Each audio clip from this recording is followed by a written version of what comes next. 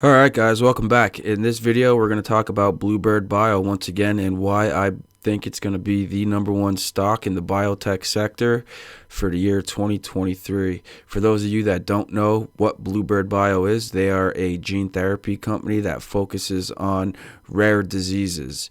So first, let's start off by saying that they are ramping up right now for the commercial launch of Lovo-cel, which is their sickle cell disease treatment. They plan on using the same qualified treatment centers that they are setting up for Zynteglo, which is their FDA-approved gene therapy for beta thalassemia. They have 15 QTCs online right now, and by the end of 2023, they plan on having up to 50 QTCs online, all being placed where beta thalassemia and sickle cell disease shows the most prevalence. Now, in December of 2022, the FDA had lifted the partial clinical hold that it had on Lovo-cel for children under the age of 18, and it's important to note that the FDA has granted fast track designation to Lovo-cel, which would take the review time from 10 months down to 6 months for the review and possible approval of Lovo-cel. So Bluebird plans on submitting their biological license application in the first quarter of 2023, which is where we currently are right now. So we are about a half of a month into 2023, which gives about a 2.5 month window left for that BLA to be filed. So once that BLA is filed, we're looking at a 6-month window to a possible approval, which can give us an approval before the end of 2023. Now, there are politicians that are starting to advocate for the sickle cell disease patients. Charlie Crist, which is a U.S. Republican from Florida gubernatorial candidate, had submitted a bill, the Sickle Cell Care Expansion Act, that would provide $200 million of funding from 2023 to 2028, totaling $1 billion. So the total lifetime medical costs of living with sickle cells is $1.6 million for women, $1.7 million for men younger than 65. That's currently what the insurance providers are paying out to treat these patients. So that's important going forward to trying to price out the cost of Lovo-cel for when it is FDA approved. So nonetheless, $1.6 or $1.7 million is a large amount of money that these insurance providers are paying, and that doesn't even include lost time and wages and productivity of these patients. So now we're going to get into what I believe their stock price could get to within the year 2023.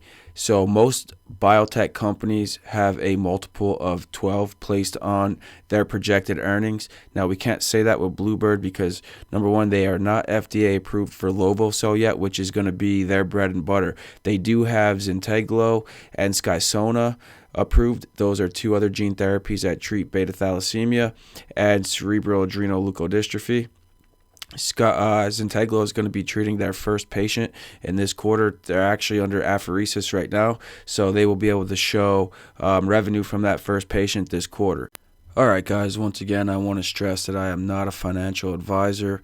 The numbers that I'm going to go over here right now are for information purposes only, and these are based on my projected costs and my calculations. So first thing I want to point out is here, the lifetime costs to treat beta thalassemia is $5.4 million. Bluebird Bio had priced their Zynteglo at a one-time cost of $2.8 million, which represents a 48% discount to payers. So coming down to the sickle cell disease, lifetime costs are equivalent to $1.7 million. Using the same 48% discount, I figured the cost would be $884,000, which is what Bluebird would price it at. But considering there's a much larger patient population, I figured they'll be more generous and give a larger discount and bring the price of Lovo-cel down to $775, which represents a 54% discount to insurance providers. And like I said, these are just my calculations. So using these numbers, we're going to jump over to here. Now we know that there are 22,000 patients that are ready to be treated with Lovo-cel once they get approval. So being conservative, if Bluebird is able to reach 25% of that market instead of all 20,000 patients, if they're able to reach 25% and get to treat 5,000 patients with the cost of Lovo-cel being $775,000, it would bring the revenue to $3.875 billion. Now, also having Zynteglo being commercialized, if Zynteglo reaches 40 patients at an average price, not an average, but at a price of $2.8 million per patient, that's equivalent to $112 million of revenue. So added these up, and you come out to $3.987 billion in revenue for Bluebird. So now most biotechs have a fair market value of 12 times their projected earnings, which would give Bluebird a market cap of $47.844 billion. Now, I know nobody's going to give them a 12 times projected earnings because they have no earnings yet. This is just going off of my best guess, so please don't use these numbers as they're written in stone, because Bluebird doesn't even know what they're going to price Lovo-cel at as of right now. So when using a no multiple on their projected earnings, it would keep their market cap at $3.987 billion or $48.09 a share, which is equivalent to a 500+% increase from where Bluebird is currently trading right now. So there you have it. That is why I think Bluebird is going to be the number one stock in the biotech sector for the year 2023 and maybe even beyond. They've shown great promise and some groundbreaking technology in the medical field. They are ready to cure a debilitating disease and could eventually eradicate the disease altogether.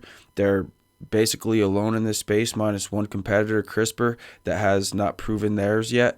Not to take anything away from CRISPR, but I think Bluebird is the clear winner in the gene therapy field, and they will be the leader and pioneer moving forward. If you like this video, found any value, like, comment, subscribe. Feel free to share it. Tell me I'm a moron or tell me I'm a genius. It's up to you, but until the next time, thanks for watching.